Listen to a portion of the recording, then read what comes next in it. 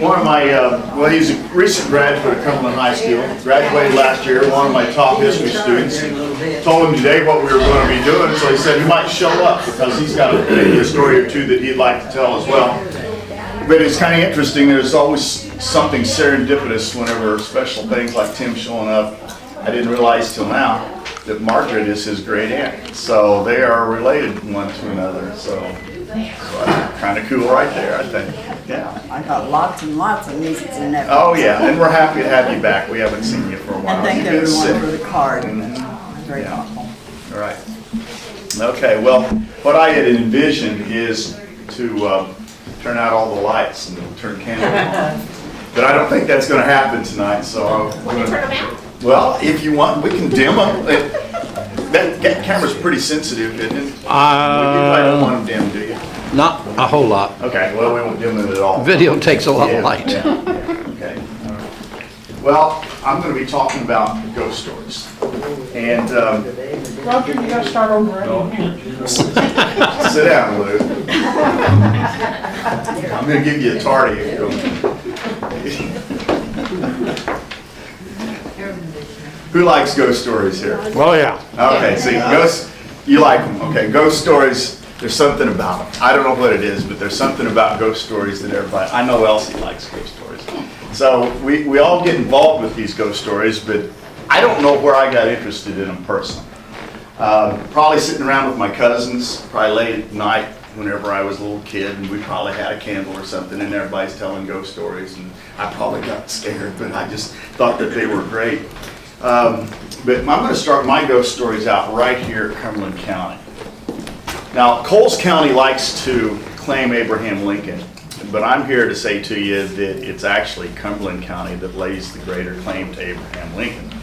And as Bobby knows, this is the first place where Abraham Lincoln basically stopped, right here at Greenup, Illinois. It wasn't even Greenup at that point. He came through in 1830, if I remember right, and he was 21 years old. They had a wagon that had broken down, and a wagon wheel probably took several weeks to go out and repair. It wasn't just like you could get a spare out of your trunk any time there.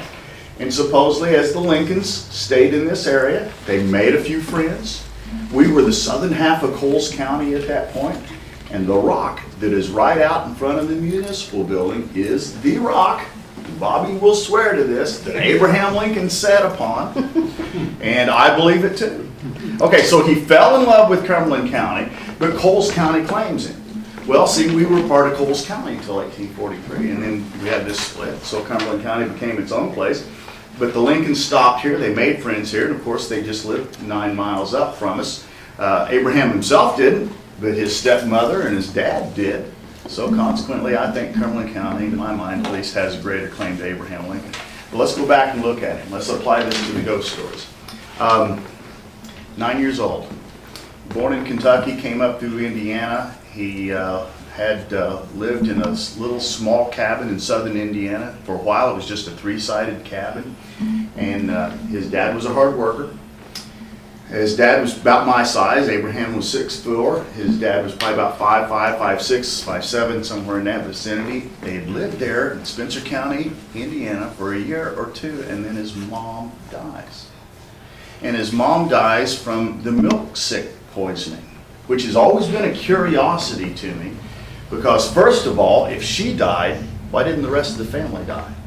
So there must have been something more to this, but it devastated Abraham Lincoln. And he had this affinity or fear or something, either for or against death, ever since his mother had died. So he was somewhat predisposed to it all. Now, whenever he comes through Illinois, for a brief period, they stop up in Decatur, south in Macon County, south of Decatur. And then he decides to go out on his own as his parents were moving back to Coles County because they had a bad winter up there in Macon County. But as his parents were moving back, Abraham decided to go out on his own. And he goes up toward the Springfield area at this settlement called New Salem. So he's up at New Salem. He meets a girl. Her name was Anne Rutledge, and she was engaged to another man. I don't recall his name right now. But she liked Abraham and he liked her.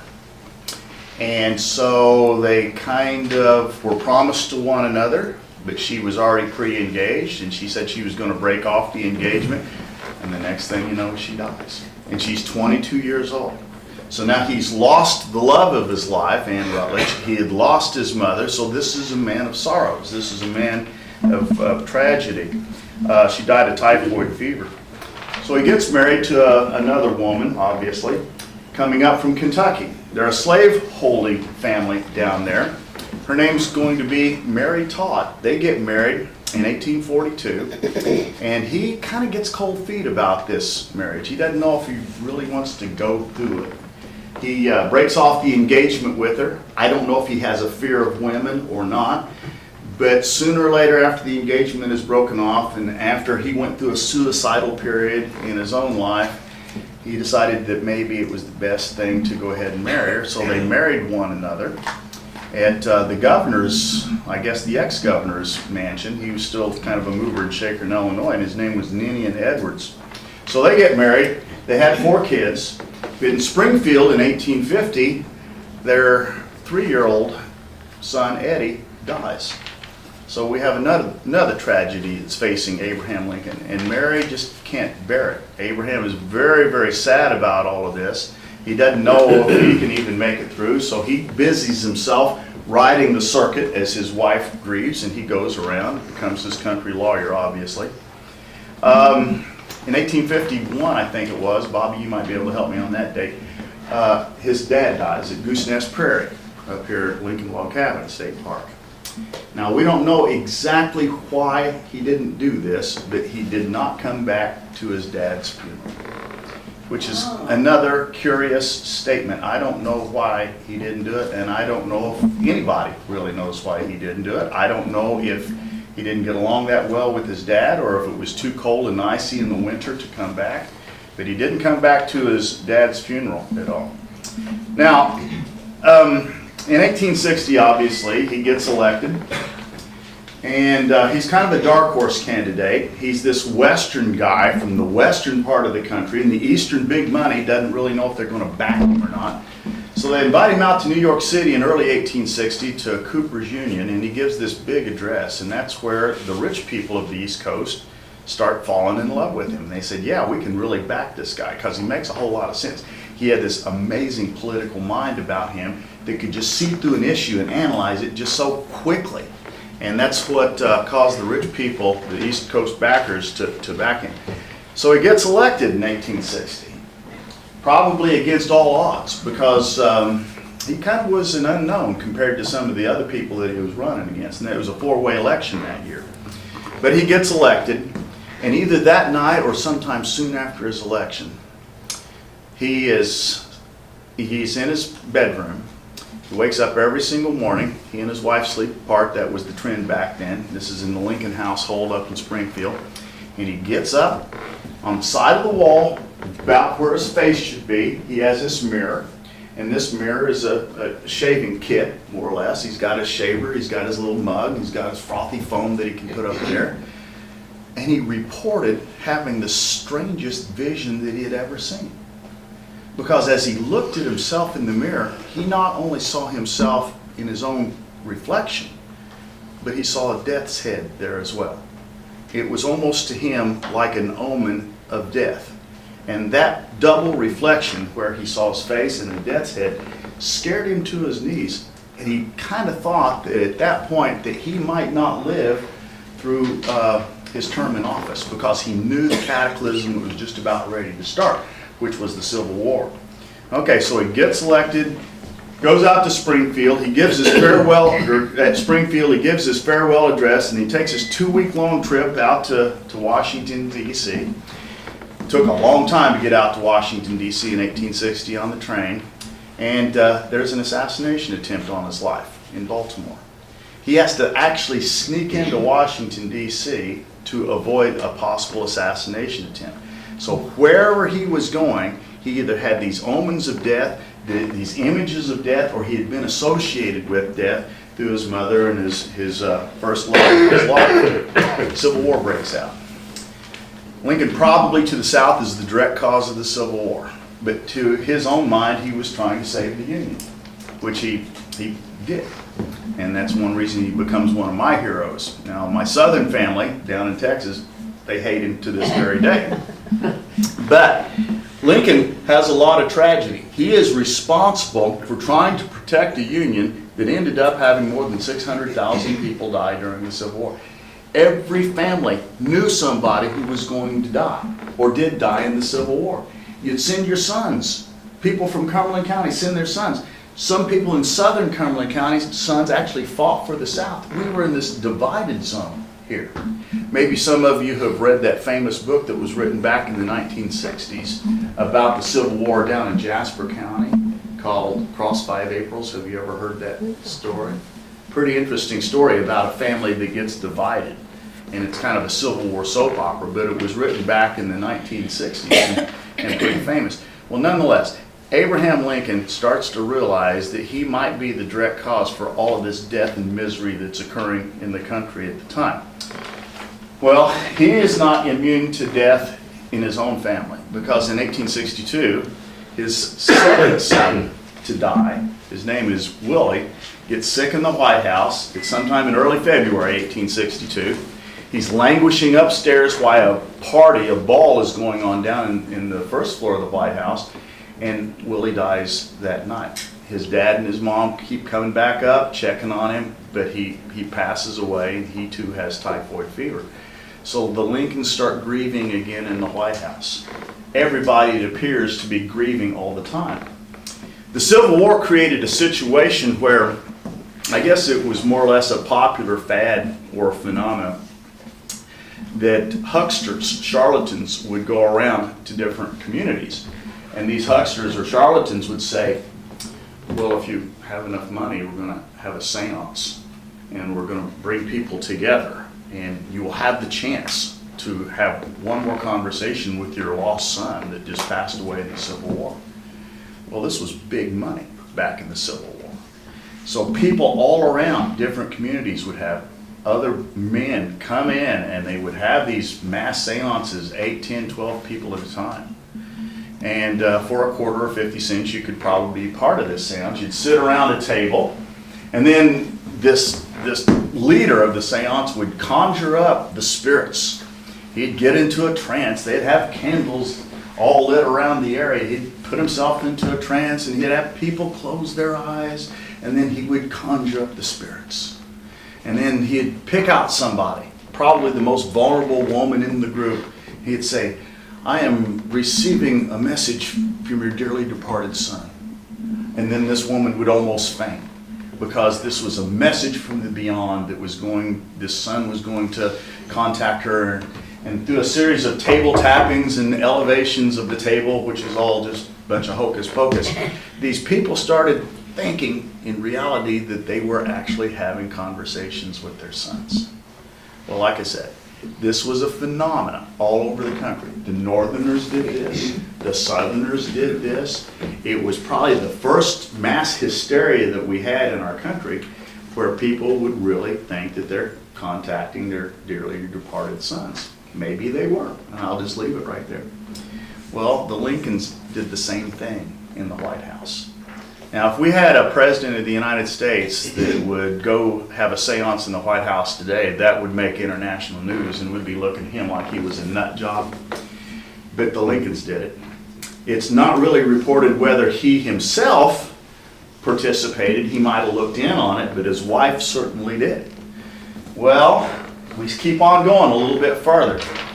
Lincoln, even though that he was a spiritual man, was not necessarily a religious man. So we don't know how often that he really went to church whenever he was president of the United States, but he was always in some kind of godly disposition. It's reported that he prayed. After his son died in the White House, we know on at least 2 occasions that Lincoln went to the tomb where his son's casket was. It was an above ground storage unit. A lot of times whenever a son would die, or a boy or anybody would die in the wintertime, the ground was too hard for the grave diggers to dig the grave. And so they would put this body in a receiving vault, and Lincoln wanted to go upon occasion, as he would break down and grieve, And on 2 occasions, he went there and he had the casket pulled back and he looked on the face of his dead son and he just blathered away, crying over the grief of his son. Well, people were starting to look at the stresses of him. Psychology as a science wasn't invented till 1879. We didn't have any terms as to what Lincoln would have been suffering from at that date. But in all honesty, he was probably a little bit unstable. He probably had manic depression, it's what a lot of psychologists would say he'd have today.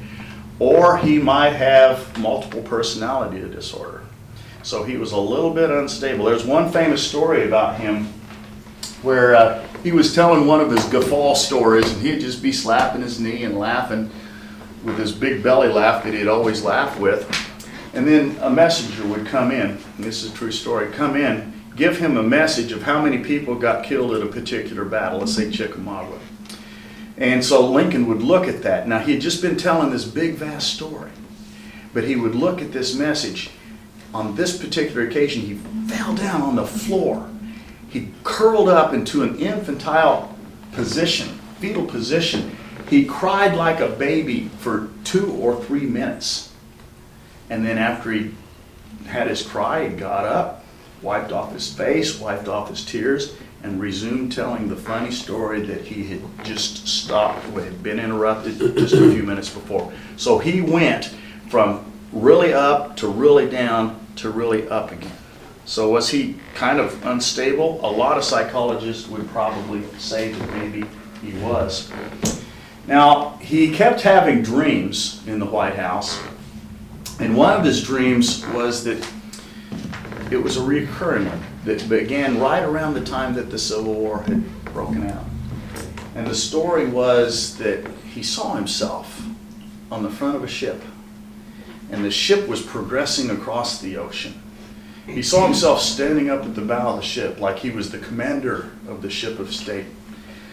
And the ship would sail across the ocean, but as it would sail across the ocean, it kept going faster and faster and faster and faster to the time that it was just zooming faster than anything that he had ever ridden on before. Trains were about the fastest thing at that time. He didn't know what this dream meant, but he'd wake up in a cold sweat in the middle of the night. Then a few months later, he'd have the same dream again. And a few months later after that, he'd have the same dream. By the time that the Civil War was about over, he started realizing that he had this dream right before a major Civil War battle. And he started realizing that it was a portent that every time that he had this dream, we won the battle. The North won the battle. So whereas the dream really scared him at the beginning of the presidency, it became more or less a feeling of comfort for him at the end of the presidency. While he was president, he used to go back and quote Bible verses, and he was a believer in dream analysis because in the book of Ezekiel there's a lot of dream analysis, things like that. Of course, they're all throughout the Bible. You can find stories of dream analysis as well. So Lincoln was a big believer in that, but this idea of death never really escaped him. Now we get down to the nitty-gritty. About 3 or 4 days before he got killed.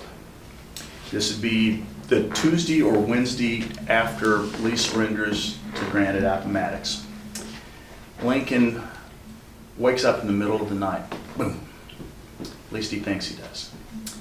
And he has this dream that he's hearing wailing, crying, moaning somewhere in the White House.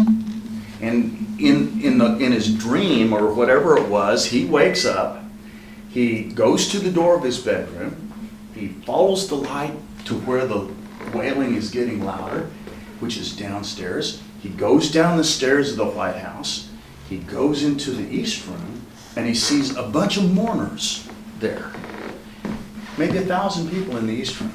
He looks around. He doesn't see any faces that look back at him, but he sees this catafalque. And on this catafalque, he sees black bunting and a casket. And he goes over to a guard who's standing right there by the edge of the catafalque, and Lincoln says to the guard, "Well, who is dead at the White House?" And the guard does not look at Lincoln, but the guard stands straight ahead and he said, "Why, the president, of course." He was killed by an assassin. And boom! At that moment, Lincoln woke up. So he thought that this was real, but it was really a dream. And he did not go back to sleep for the rest of the night. So the next day, there's a cabinet meeting. He goes downstairs. He looks like he hadn't had a wink of sleep all night long.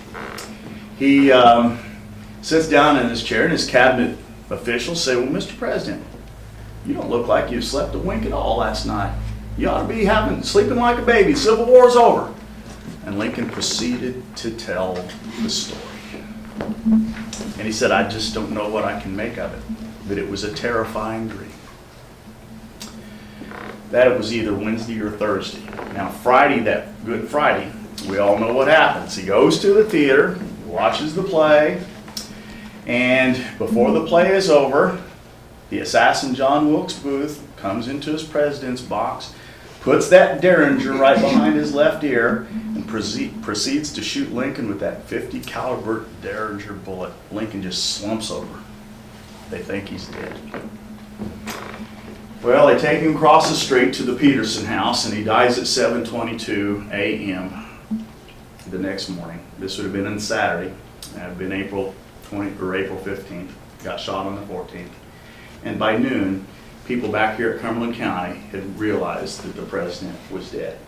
Somebody took the message up to his stepmother, Sarah Bush, up at Goose Nest Prairie, and she sat there rocking in her chair, and she said, I knew it. I knew that they'd kill him. She wasn't a very good speaker, and that's the way she said it. Okay, well, it set the nation up for this period where they were, the North at least, totally triumphant on Palm Sunday. But by Easter, the next week, they start likening Abraham Lincoln to Jesus Christ, because it was Jesus Christ that got killed on a Friday, and that following Sunday, of course, the resurrection of Christ. Well, all the ministers at the time started comparing Abraham Lincoln to Jesus, which more or less deified him at the pinnacle of his success as President of the United States. But this is where the stories start to really get interesting. His wife does not go to the funeral. Abraham Lincoln's body is embalmed probably better than any other American body has ever been embalmed before. The federal government planned funerals, 11 of them, all the way from Washington, D.C. back to Springfield, Illinois. It's going to take 3 weeks for his body to get back to Springfield. The problem is that wherever they had a funeral for him, let's say in Baltimore, let's say in Harrisburg or Philadelphia, wherever they had a funeral for him, they would pry off the lid of the casket, probably just screwed it down anyway, and then they would look at him. 10, 12, 20,000 people would come passing by the casket, and they would see the dead president right there. He had a flag on his chest. Everybody could tell it was Abraham Lincoln. He looked like he was sleeping, they said. But yet, every time they opened the casket, his body got blacker and blacker and blacker. So the morticians kept putting powder all over his face to make him look whiter. Now I'm going to read for you something I find interesting. Something I hand out to my students. Tim said he already recognizes this. It said, after his assassination, President Abraham Lincoln's body was transported by rail back to Illinois for burial. Laid in state in 12 northern cities as millions of northerners passed by to see the open casket. During the 3 weeks it took to travel back to Springfield, Lincoln's remains turned progressively black due to slight deterioration of the body. The train journeyed approximately 1,700 miles from Washington, D.C. to Oak Ridge Cemetery, where Lincoln's body was placed into a temporary receiving vault. New Yorkers say that the ghost of Lincoln's train appears each year on April 27th, passing silently through the countryside as it did those many years ago. Witnesses have reported seeing an old steam engine with a wide smokestack and a polished brass boiler. A cadre of ghostly engineers, firemen, and oilers attended. Passenger cars carry an entourage of ghostly mourners. A company of blue-coated Union soldiers guard the train. Others have said that the tracks appear to be covered with a black velvety carpet as the train passes by. Oddly, all the clocks stop when the train arrives, as though a moment was captured in time. A similar sighting has been reported in Illinois. While transporting the president's body, Lincoln's train paused for 15 minutes in Urbana, according to this story, in Champaign County, where it took on water and fuel. Crowds watched respectfully from the sides of the rails. Today, a popular legend reports regularly in the month of April, Lincoln's funeral train appears on the tracks in Urbana, draped in black with a crew of grinning skeletons. Halfway down the train is Lincoln's coffin, surrounded by blue-coated skeletons.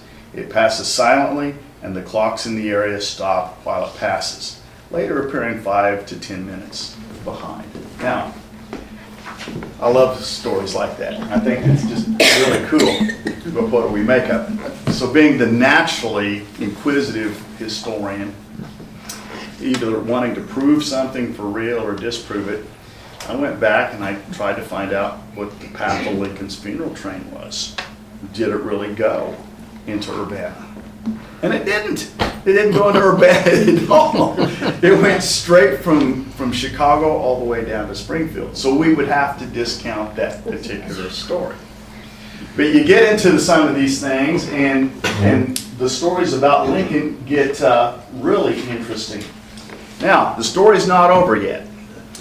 1876, I guess we got to say that this poor guy did not rest very well in death. But in 1876, some of you might know that as he was laying in a receiving tomb still in Springfield while they were building another tomb, some counterfeiters tried to steal his body. Have you ever heard the Lincoln's body story where they tried to steal his body?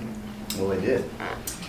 So the story goes, an engraver was imprisoned, and he was probably the nation's best engraver for counterfeit money, and you needed to engrave these metal plates so that you could print American dollars. Well, he'd been in prison, and some of his buddies wanted to get him out.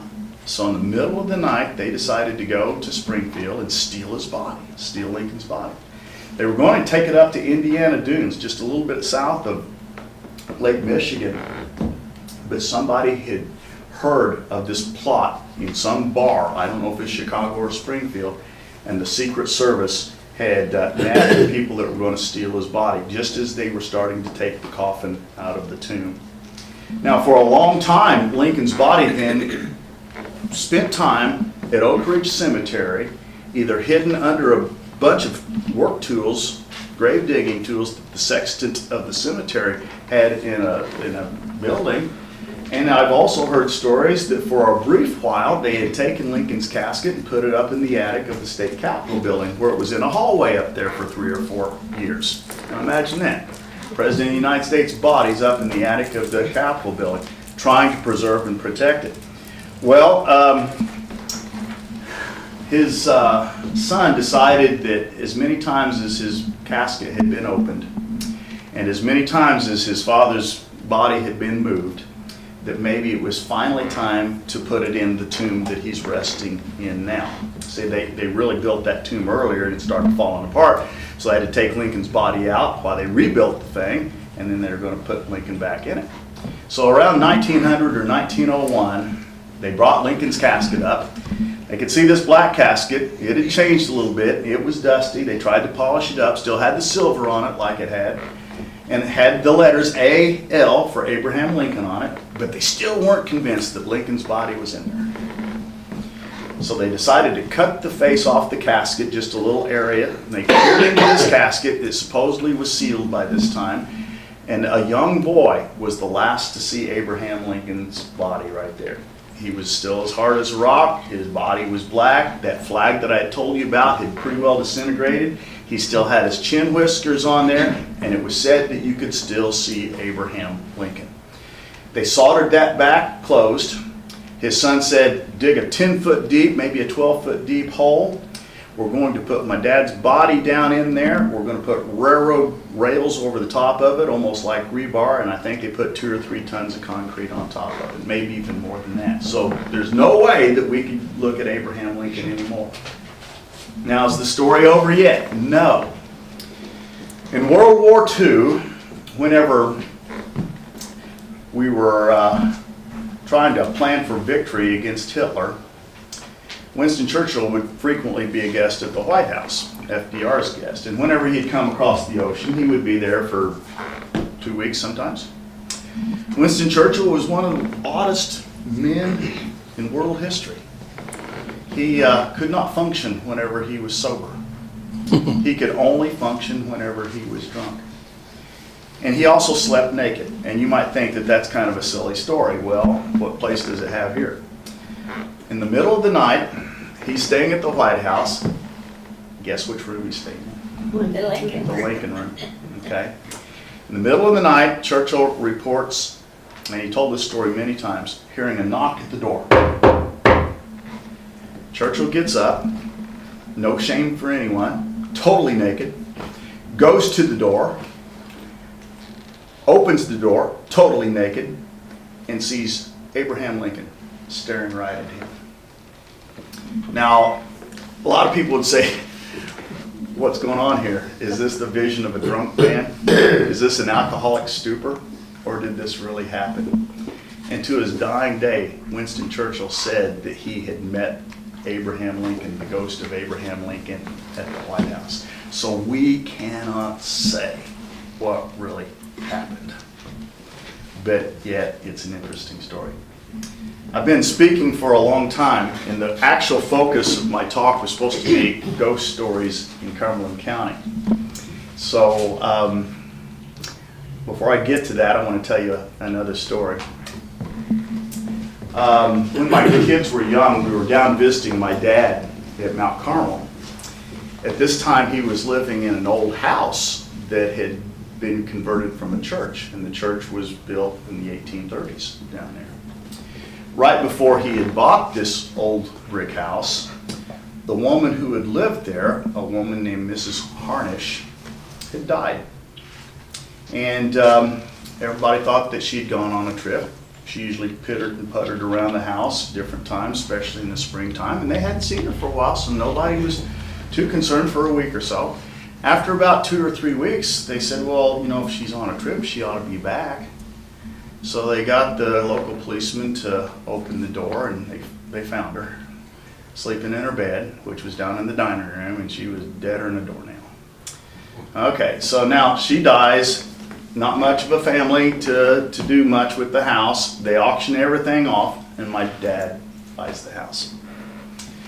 Now, I was married to Marcia Watson at that point, and we were there staying, and I had one daughter, my oldest daughter, Claire. She was sleeping in the floor next to us on a pallet, and in the middle of the night, I can remember Marcia saying to me, "Look at the door, look at the door." And I said, "What?" And she said, "Look over in the door." Well, I'm as blind as a bat, so it takes me a while to get my glasses on. I reach down and I get them. I look over in the door, and I said, "What?" "There's nothing there." She said, "There was too." And I said, "What?" She said, "There was a woman standing in the door." And I said, "Okay," and I went back to sleep. Next morning, she goes down. My dad gets up really early, earlier than me, and she asked him, "Was there anything strange about this house that you've ever seen?" And he said, "Well, what do you mean?" And she proceeded to tell him what she had seen. And my dad said, "Oh yeah, I see her all the time." And he started telling the story about one time he was kind of taking a nap in the front room, and he heard the footfalls of a ghostly apparition going up the stairs. Now he's living there by himself, so you can imagine what he hears. Now he sort of wakes up from this twilight slumber, and he looks over, and he told me that he saw the upper torso of a woman, no legs, but he looked over there and he said, "Hey, what are you doing?" or something like this. And she stopped and turned and looked at him, and then proceeded to continue to climb the stairs. Now the stairs turned halfway. He said he could hear her going up the stairs all the way up to the top of the house. what a cool story. How come I can't see things like that? That's what I want to see in my life. I want to see ghosts. I think ghosts are cool. But I can't see them. That stuff does not happen to me. But I think it would be interesting if it did. You're not drinking enough water. Evidently I'm not. Maybe he was drinking too much or something. Well, I don't Okay. think Elsie drinks and she sees. Yeah, okay, all right. Now, to make a long story, just a shade longer, but see, we're gonna cut this off here in a minute. I'll tell you a couple more stories. In my classes, and I'm gonna have Tim talk here in a second too. In my psychology classes, we have this ghost story type period at the end of the year where we tell these ghost stories. And I say, anybody have any cool ghost stories? I tell them my ghost stories, and then sooner or later, the tap opens up and everybody starts telling ghost stories. One of the best ghost stories that had ever been told happened with Joyce Easton and Jenny Easton. Joyce has passed on now. good. You know this story, Bobby? Okay. I was okay. hoping you'd research that one. Okay, all right. Well, I'm going to tell you the story. You've done it. Okay, I'm going to tell you the story. This came straight from the horse's mouth. This came from Jenny Easton. She's married to Matt Jackson now, but this happened whenever she was a little girl. They used to live in Doc Houghton's house. And Doc Houghton, lived on the south side down there. Well, Jenny, I guess, was 3 or 4 years old. And she goes into her bedroom. I don't guess her brothers had been born yet. Maybe they had, I don't know. But she goes into her bedroom as a little toddler, and she comes running out. And Joyce is up front in the living room somewhere, and Jenny said to her mother, "Mommy, what's that man doing in my room?" And Joyce gets the big eyes. She gets concerned about that, goes rushing into the bedroom. Nobody's there. And so Joyce said to Jenny, "Well, honey, you're probably just imagining things. There's nobody in that room." Well, I guess a few days later or weeks later, somebody brings a book over about Doc Houghton and about the house. And so they were sitting down, Jenny and her family. They were looking through this book. They turn a page, and Jenny, being still a little young girl, said, "Mommy, that's him." And Joyce said, "What?" She said, "That's the man that comes and sits in my chair and rocks in my rocking chair."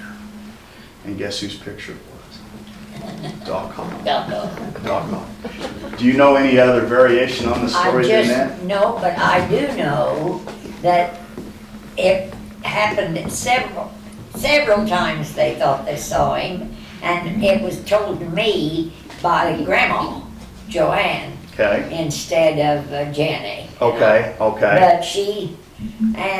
before I'd like to see Bob and ask him about it before he gets out of Greenup, because they're gonna have the house sale on the 12th of this month. Huh. And gonna try to sell her house. I don't know if anyone's put a bid on it yet or not, but that's when the sale is. And I'd like to talk to him and see what he's got to say about it. But it's always been interesting to me. Has been. Elsie, have you heard that story? Okay, so that story has been passed around. I was always scared of that window seat in Dr. Oh, is that right? Okay. How many of you went to Doc Houghton as a doctor? Always wanted to raise. There you go. go. Would you ever consider the place to have been haunted before he passed on? Yeah, I just like to say, I can't think of a friendlier spirit to visit a 3-year-old. Well, that's the way it was kind of reported. He would just sit there in his chair and he would rock and he would smile at her and just kind of, take care of her or something like that. Now, whenever I was preaching over in Toledo, and I did that for 4 years, a story was told by some people that I always found fascinating. This is a Cumberland County ghost story too. And it took place on the Dietrich Blacktop coming out of Neoga. A woman on a particular night, stormy night, about 10:30 or so, was driving home from, I guess, Mattoon down to Dietrich. And she gets down south of Montrose and she sees this guy on the side of the road. He looks like a pathetic creature, hitchhiking. And so something within her causes her, she'd never do this normally, but causes her to stop and pick up this poor, pathetic creature in this rain. And so she stops, picks this guy up, doors open, he gets in, "Thank you very much." She asked him where he's going. He said, "Well, I'm going south." And she said, well, I'm going to Dietrich, I can take you that far. And so she does, and a few seconds later, conversation starts. The guy says to this woman, have you ever thought about your soul? Have you ever thought about where you're going to end up in eternity? Well, this puts off this woman because that's surely a strange way to start a conversation. So gradually her body language, which had been more open toward him, she starts shutting him off, and she starts driving this way. You ask her another question that she doesn't respond to, something similar about your soul, where you're going to end up, heaven, godly things. And she doesn't respond at all. She just wants to get to Dietrich as fast as she possibly can. Well, he doesn't say anything for a few minutes. She doesn't stop the car. The rain's beating down, and she turns around and looks at the guy, and he is gone. He is not there. So she had to process this. Okay, I stopped and picked this guy up. We talked. I drove. I didn't stop. He asked me a couple of questions. I didn't stop. He's gone. She thought she was losing her mind. A few minutes later, a state policeman comes by and says, well, he stops. Back this time, the state policeman had come to your car. And the guy taps on the window. He's got his flashlight, looks in there. Ma'am, is there anything wrong? And she was ashen. She turns around and she looked at the officer and she said, well, not really. Well, can I help you with anything, he asked her? Well, you're not going to believe this story. And she proceeded to tell him the story. Now he said to her, he said, ma'am, normally I wouldn't believe anything like this, but you're the third person that this has happened to on this road tonight. Now, isn't that the coolest story? Now, to wrap things up here, we have some people out of Cumberland High School that believe that Cumberland High School was built on an ancient Indian burial ground. Now, I don't know if that's true or not, but some people believe it. Well, I don't. It was a low spot. Well, I kind of thought too, Marilyn. So I don't know if that's true or not, but I will attest to this, that two janitors out at the junior high one night heard this squeak. It was outside. It sounded like chains rattling. They looked outside both together. Of course, all the swing sets were all lined up. One swing set was barreling back and forth, just like this. Nobody was in it. And the other swings were just straight, flat, not moving at all. And they could absolutely swear that that swing was being swung in by a ghost. Many of you probably know the Josiah Elliott story in Elliott Cemetery. Have you ever heard that story before? Well, in a nutshell, Josiah Elliott evidently, if you believe certain people, killed his parents, and other people say no, it wasn't the case at all. But he lived west of Toledo. And the mystery is today that if you go out to Josiah Elliott's tombstone on top of the hill at Elliott Cemetery, you can put a penny up at the top of it. Now, if you go back 24 hours later, I've had 1,000 students swear to me that that penny will flip 24 hours later. So again, the natural curiosity that I possessed said, let's try it. So we went out there, and this is 10, 12, 15 years ago. We had about 30 or 40 of my students went out there at about 8:30 at night. We put the penny on top of the tombstone, and we swore one to another that we would not return again until the next night at about the exact same time. Wanted to see if that penny had turned. Didn't turn. I was hoping that Lisa, and I never know her last name, she owns the Hope Building now, where the Cesics used to own. I was hoping she'd be here to tell a few stories, but we hadn't seen her in 3 or 4 months. But she told me at one of these meetings that she was at, I think the only one that she was at, that she thinks that that building has at least 300 different spirits in that building.